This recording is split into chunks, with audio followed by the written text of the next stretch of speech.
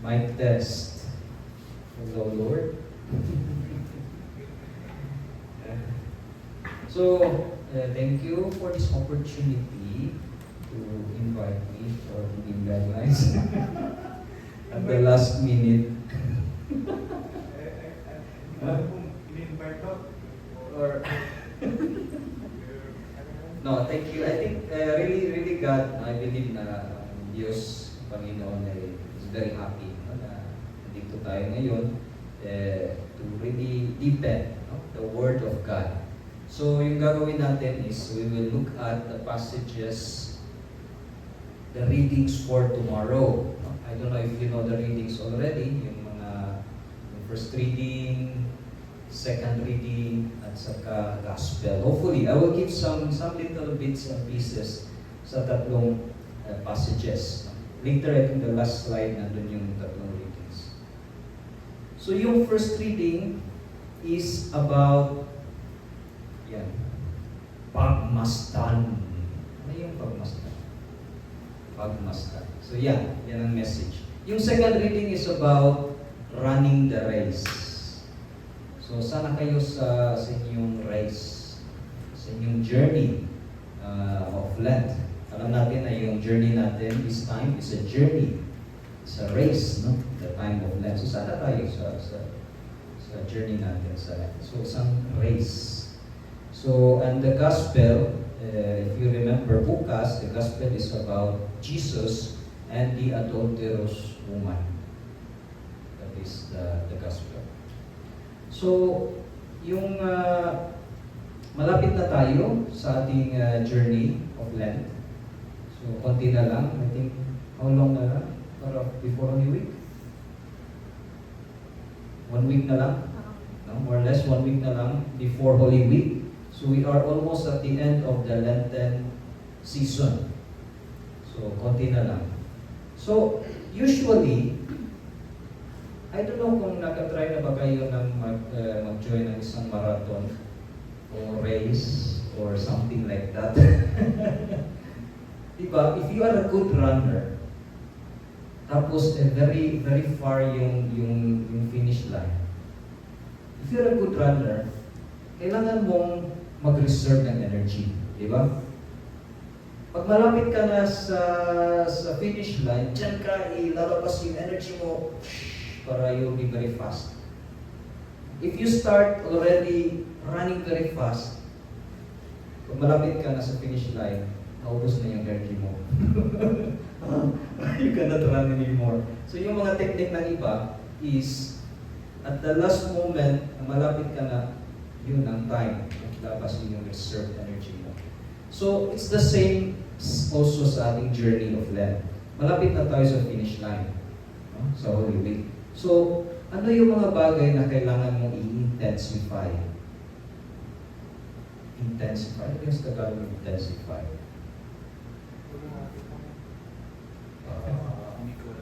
Hindi mo alam. So, I think you understand what I mean, no? Ano yung mga bagay, malapit na tayo, ano yung mga bagay na kailangan mong intensify? Kasi we are close already to the finish line. No? So it's interesting yung the message of the second reading for us. No? Perhaps, yung mga bagay na kailangan ko intensify, siguro yung pag-pray ko, kailangan ko intensify yung prayer, kailangan ko intensify yung to leave behind yung mga non-essential things sa buhay ko. Lord, now I am very close to you for Holy Week, sa Easter encounter. No? I would like to prepare now. No? Go to confession, I put aside yung mga non-essential. I would really like to put my 100% in you. So, that's a good question also para sa buhay natin ngayon. Ano yung mga bagay na kailangan ko intensify ngayon as we approach the finish line? Another thing very important na we need to, kailangan natin pagmasdan is sa first reading. No? In the first reading sa Isaiah 43:19, sabi doon, narito at masdan, ang nagawa ko isang bagong buhay. na hanggang sa ngayon di mo namamasdan. There is something new happening during this Lenten journey. There's something new. Meron ba? Yan ang tanong. Are there, meron bang something new na the Lord is doing sa buhay mo this time of Lent? That is the question. Next slide po. This is just a review, no? For those who know already. Do you remember the meaning of Lent is spring, di ba? Alam niyo yun? No? The meaning of Lent is spring. It comes from the word Old English lente, which means springtime. So, wala tayong spring dito. Merong spring lang yung pero wala tayong spring season. Pero alam natin, no, kung ano yung meaning ng springtime, right? So, yun ang time na galing sa winter. So, everything is dry, everything is somehow dead, no? If you go to Australia, no, you will see winter time. May snow, malamig doon, the trees walang dahon, no? Everything dry. Pero it does not mean that when you see the tree na walang dahon, patay na yun. It's just sleeping, di ba? So, I remember yung movie na The Secret Garden. Nakita niyo yun? Hindi Korean ha? Hindi yung Korean. The Secret Garden, very old movie, mga 1980s, 1990s. Isang movie na may isang bata na very curious. Tapos dinala siya sa isang lumang bahay. Kasi very curious siya, so he explored the house. Hindi siya natakot. Pumunta siya sa likod, tapos nakita niya may susi. Pero hindi niya alam kung saan susi ito. What kind of door is this? To the point na na-discover niya may secret garden. Tapos may na-meet siyang isang matandang caretaker doon na alam niya yung about sa secret garden. So dinala siya ng caretaker one day sa secret garden. Doon lahat, kasi winter time, doon lahat looks dead, no? All the plants, all dry, it looks dry. Tapos sabi ng bata, no? This is not a garden. Kasi it looks like, I don't know, no? Kasi patay lahat eh. Parang patay. And then, the caretaker said, no, it's winter time. So he brought the kid to one tree. He cut the branch. No? And then inside was still green. Kasi it's winter time. When springtime comes, you will notice na lalabas yung mga leaves, flowers, gano'n. So, yun. If you go to Korea now, do you want to go to Korea? If you go to Korea, or to Vietnam, you go to Vietnam. If you go to Vietnam or Korea now, it's springtime. For example, in Vietnam, sa just the sidewalk may mga trees, normal trees, pero pag springtime na, beautiful flowers, no? Parang cherry blossoms. Nakikita niyo doon, maraming mga girls pictures, selfie, Instagram. Okay, so that's the normal thing that happens. In Korea also the same, no? My Korean friends, they sent me a picture of the cherry blossoms just outside the office, no? And said the whole street full of beautiful flowers. Tapos I was joking, wow, so beautiful your country, no? Poor one, no? The one who will clean afterwards, no? When all the flowers will fall down. So anyway, so yun ang springtime, okay? Springtime is a time to pagmasdan natin kung ano yung mga details of life. No? Kasi hindi yan nagpo-fully bloom. When springtime comes, hindi yan nagpo-fully bloom muna. Maliliit pa yan. We need to be attentive of the details of new life. So, in the same way, sa time of Lent, kailangan natin pagmasdan yung mga detalye ng pagbabago. Yung mga details of life.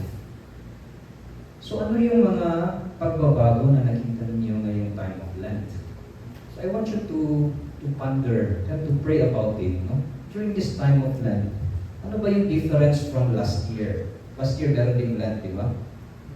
This year, what is the difference? Ano yung mga pagbabago? Of course, there is, no? Matanda na ako. Maybe last year, I was still, I don't know, running around. Now, I am more prim and proper. Okay? Anyway, so, no, I'm not talking about that. I'm talking about kung ano yung mga pagbabago na ginawa ng Diyos sa buhay niyo during this time of life. I don't know about you, but just to share to you my pagbabago. No? Of course, I went back to Vietnam, and yung mga pagbabago na I noticed sa buhay ko is I don't know why I start to like reading books. Sana all, no? I start to like reading books, no? And I want to finish one book every week. Wow! I cannot finish, of course, no? But I want to read, baka ito na yung mangyari kung matanda na kayo, no? You want to read na lang, kasi mahirap na yun. I don't know. Anyway, welcome.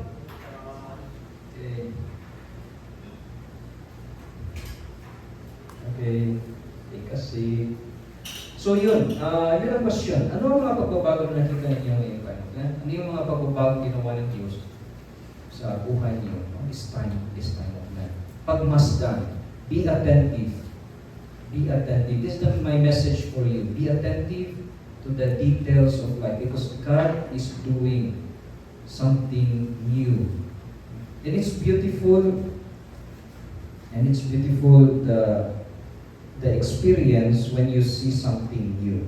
Have you experienced when you discover something? Of course, when there is newness, ano yung feeling ninyo? Of course, one of the main obvious feeling pag may something new is joy. Di ba? You feel happy. Imagine, no? Pag may newborn baby, of course the parents will be happy. I don't think the parents will be sad to see a newborn baby. Of course, they will be happy. No? Or you see something new sa mall. No? Wow, bagong phone. Of course, you'll be happy. No? You know that. Anyway, so that's one of the experiences. Why are we invited to notice, to be attentive of the newness? Because Jesus is preparing us to be strong during the Holy Week. Kasi during the Holy Week, you know what will happen. Karamihan yung makikita natin sa Holy Week is pain, suffering of Jesus, the cross, blood. Sino bang tao na will be happy to look at all this? So if we are strong enough, no, right now, God will prepare us to be strong, no, in order to face the most difficult challenges during the Holy Week. So that's why God is inviting us, please, this time, as we come near the Holy Week, I want to strengthen you. I want to give you courage because I know na it's so easy during the Holy Week na we will run away. Kasi we will be afraid what we will see. No? So, this time is like a time wherein God is strengthening our faith. Kasi pag, I don't know about you, pag may makita tayong a little bit of suffering, we run away. Diba? That's the automatic reaction. konting sugat, konting sakit, I run away. I hide or I run away or I keep quiet or I blame. No? Blame everybody. No? So ano yung mga bagong things na the Lord is helping you to see this time? No? And it's interesting because sabi dito, I will open a way in the desert.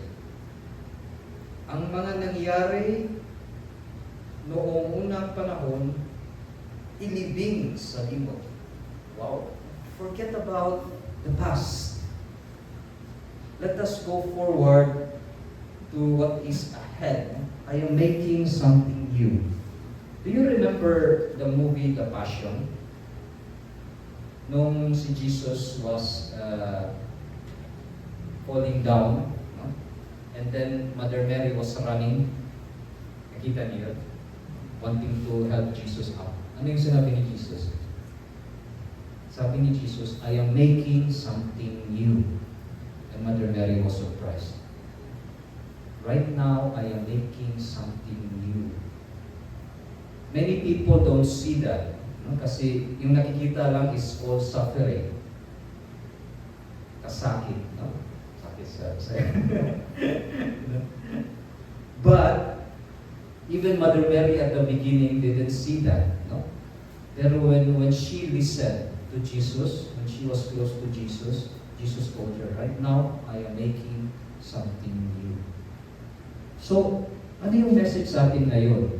God wants us to be accustomed to see the newness that He is doing in the midst sa karamihang sufferings, no? In the world today. It's not easy to see what God is doing. So right now, God is inviting us, no? Be accustomed to see the newness that I am doing. Be accustomed. Do not be panic immediately, no? By the suffering na yung makikita, no? In the world today. So, I was laughing the other day kasi when I was reading the first reading, it talks about animals. Sabi dito, yung mga animals, wala. So, sabi dito, yung mga wild beasts. Ano ba yung sinabi dito na animals? Sa disyerto. So, in the desert, there are many animals. Yung mga animals, wild beasts, will start to give thanks to God. Sino yung mga wild beasts? So, sabi ko, may mga wild beasts. Baka ako yun. No? I'm a wild beast. So sabi na, ano yung mga bagong bagay na nangyari? Yung mga wild beasts daw, I'm starting to thank the Lord. So maybe that's me. No? There are changes now in our lives. So if you see yourself as a wild beast, don't worry. God will make you into a cute cat. If you are a tiger, God will make you into a cute cat. Okay. Yun. Okay, that's one message, no, for us. Next one. And it's very important, kailangan natin ang desert. Remember, we are in this journey, pero kailangan natin ang desert to be able to see yung mga details of what God is doing. Kapag we are walking with so many things around, so many distractions, it's difficult to see God. But if you look at the picture, makikita mo yung taong naglalakad. Kasi nasa desert. No? But if you are walking, I don't know, in the city, with so many people, so many buildings, you cannot identify sino yung who's walking to you. No? Or you are following. It's so difficult. So that's why in this land, it's really a wonderful time to be able to follow Jesus and to see who is the one in front of me. So kailangan natin yung moments of desert. Moments of desert, yung talagang wala, no? silence, moments of prayer, moments of reflection. Learn to be attentive, pagmasdan ng details of life in the middle of the desert. So yeah. And the next we will go to the gospel. We will watch a video because the gospel is about Jesus and the adulterous woman. So we'll watch a video about, a short video now, during the Passion of the Christ.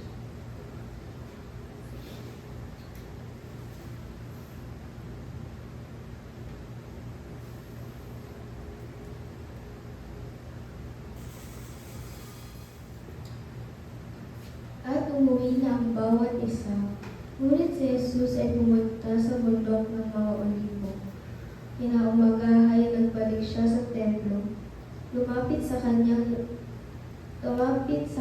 ang lahat. Kaya tumupo siya at sila'y tinuruan. Nooy dinala sa kanya ng mga eskriba at ng mga pariseyo ang isang babaeng nahuli sa pakikiapid. Pinatayo ito sa harap nila. At sinabi kay Jesus, Guro, ang babaeng ito ay nahuli sa pakikiapid. Ayon sa kautusan ni Moises, dapat batuhin hanggang sa mamatay ang mga gaya niyo. Ano ang masasabi mo? Itinanong nila ito upang sumbungin siya. Nang may sumbong sila laban sa kanya. Ngunit yumuko si Jesus at sumulat sa lupa sa pamamagitan ng daliri. Ayaw nilang tigilan ng katatanong si Jesus. Kaya't sila'y tinignan niya at sinabi ang ganito, Sino man sa inyo na walang kasalanan ang siyang maunang bumato sa kanya? At muli siyang yumuko at sumulat sa lupa. Nang marinig nila ito, sila'y isa-isang umalis. Simula sa pinakamatanda, walang naiwan kundi si Jesus at ang babaeng naroon pa rin sa harapan niya. Tinignan siya ni Jesus at tinanong, Nasaan na sila? Wala bang nagparusa sa iyo? Wala po, Ginoo, sagot ng babae. Sinabi ni Jesus, Hindi rin kita parurusahan. Humayo ka at huwag nang magkasala.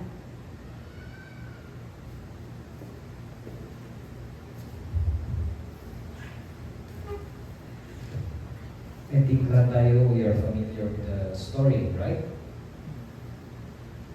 So, instead of siguro, usually we look at the adulterous woman, or maybe we look at the Pharisees. Let us look at Jesus. Tingnan natin si Jesus. As we read the passage sa story na ito, tingnan natin si Jesus. It's very beautiful kasi it was a normal day for Jesus. No? The passage, sinabi dito, pumunta siya sa bundok ng Olibo. No? He woke up. Usually, that's his normal routine. No? He goes to pray in the mountain of Olives. He goes there to pray. It's a normal day. Sabi doon, bumaba siya sa templo at he started to teach the people. It's a normal day for Jesus. Pero as any other normal day sa buhay natin, we don't know kung sino talaga yung darating sa atin. In the same way, sa buhay ni Jesus. So that day, he went to the temple as usual. He is a teacher. He was teaching the people. And then he doesn't know who are the ones. Sabi dito, lahat ng tao ay pumunta sa kanya. So there were so many people going to him. So there were people who are more serious, wanting really to learn from Jesus, listening. May mga tao din nasa background lang. No? Baka tayo na yun. No? Ano, chismosa. Ano ba yung gagawin nila? Sino kaya ko? Or maybe, I am siguro, we are part of those people na talagang gustong to challenge Jesus, yung mga Pharisees. No? They were a group na came to Jesus and wanting to challenge Him.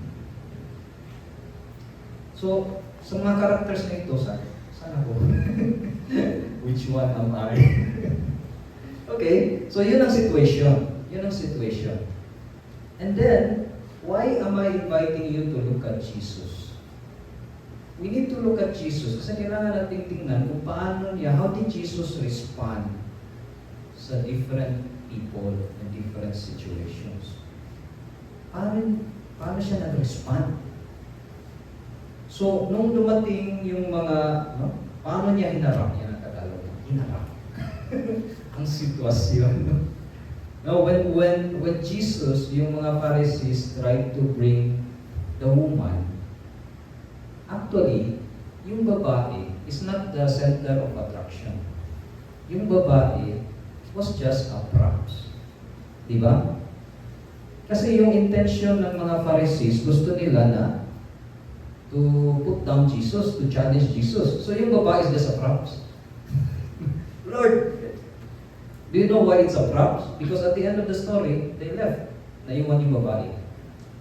So they didn't care about the woman. She was just part of the, parang nagbigay ka ng project. No? May props ka, Manila paper, gano'n. So very sad. Just imagine, no? They make a woman. And the woman, perhaps, it's true. She committed adultery.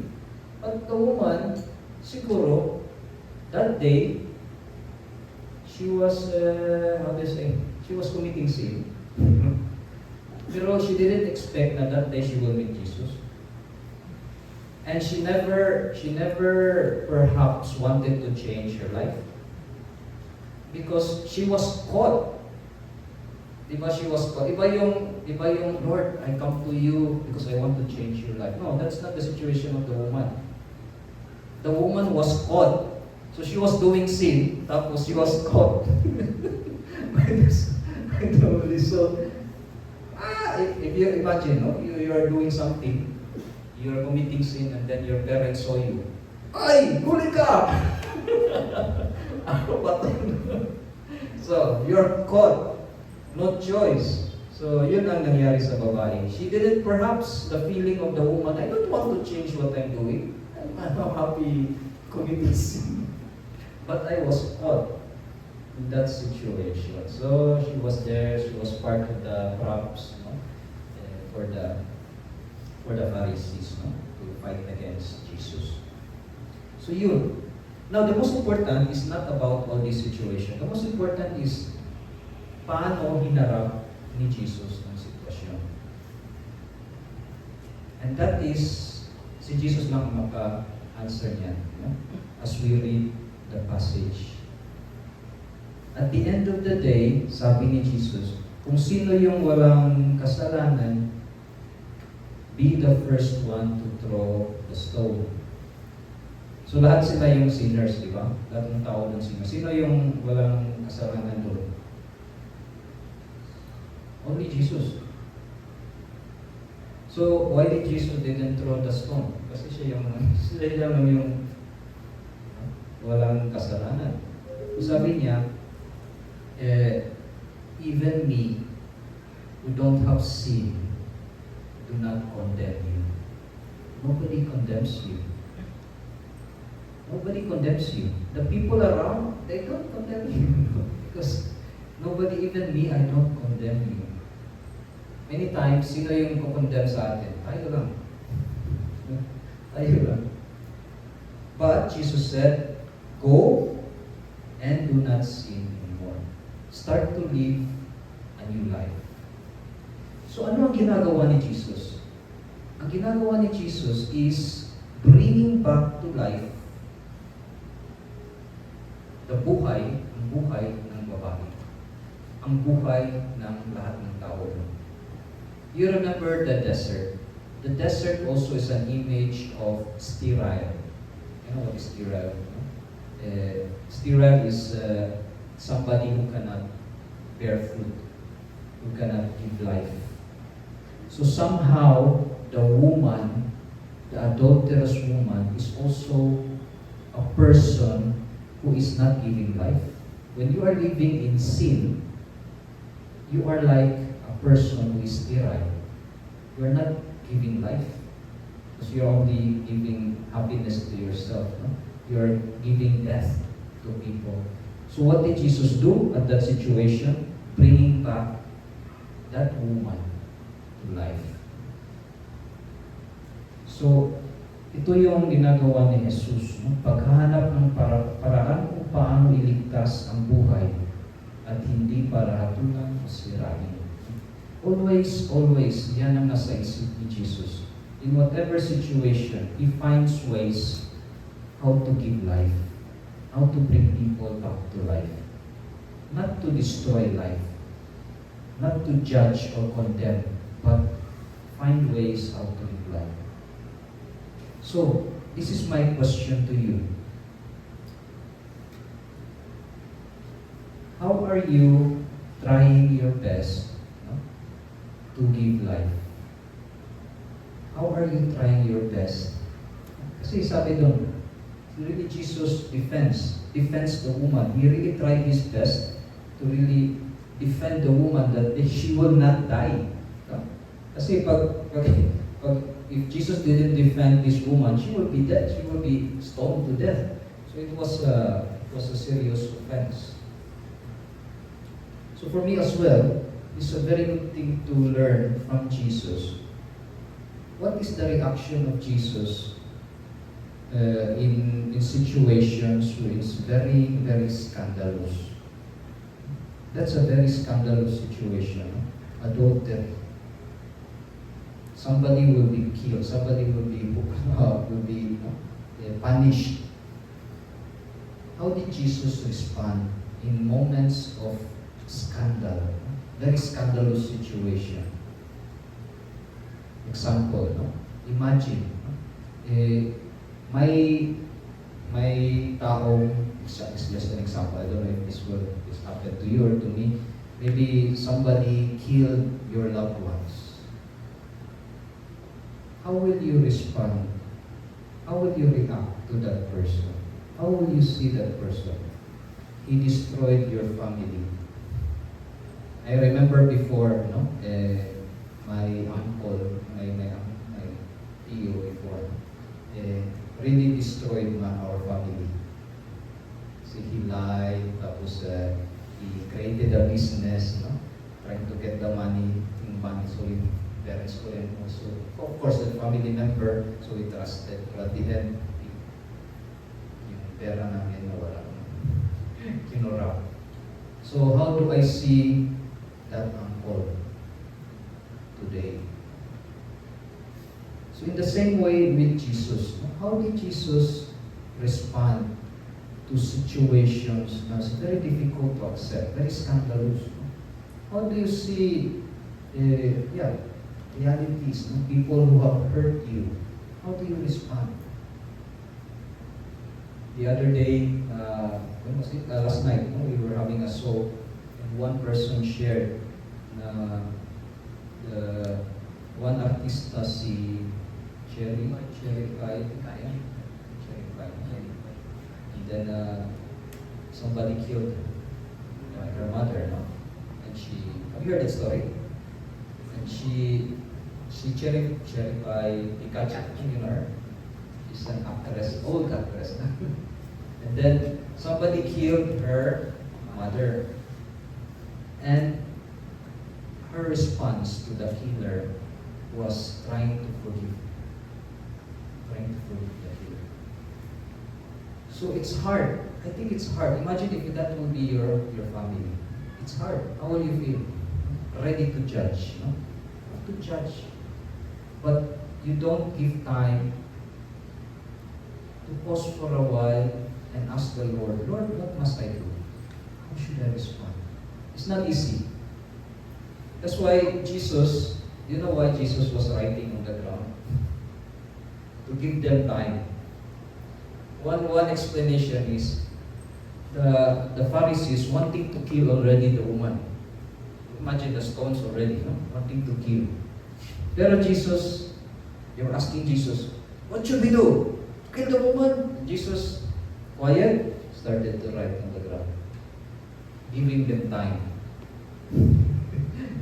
when there is time, sometimes you want really to destroy, you want to punish, you want to condemn immediately, you want to judge. But Jesus, many times, He gives us time. Don't rush. Don't rush. So I think it's a message as well for us. We are like wild animals, like the first lady, who wants to eat already, wants to attack, he wants to kill. But Jesus, stay calm. Let me write on the ground first. I don't know what He wrote on the ground. Hindi natin alam kung ano yung sinulat niya, walang sinabi. Ano yung the ground. But I believe the more Jesus was writing there, it's a message that Jesus is giving us time to be able to think well. Kasi if we want to really condemn someone, our mind is like the mind of animals. We lose our our capacity to love, our capacity to forgive, our capacity to think well as human beings. So that's why this Lenten season is a beautiful time really to be able to start. Is my actions really proper, human, or I'm just moved by my instincts, my animal behavior, wanting to. That's why Jesus gave us time, Islam. Okay, so Jesus always finds way to save. I want to save everybody. I want to give life to everybody. I want to live. I want you to live. So let us learn from Jesus in this passage. So I encourage you. We have questions there. Sana kayo sa inyong journey of Lent. So as we know that Lent is a journey. Yes, sana kayo sa inyong journey of Lent. Ano ang mga pagbabago na nakita niyo ngayong time of Lent sa buhay niyo? What are the new things God is doing in your life? And ano ang mga bagay na kailangan ko na intensify? Work more. Baka we still have time. We have 1 week to go before Holy Week. So we still have time to work more in our life.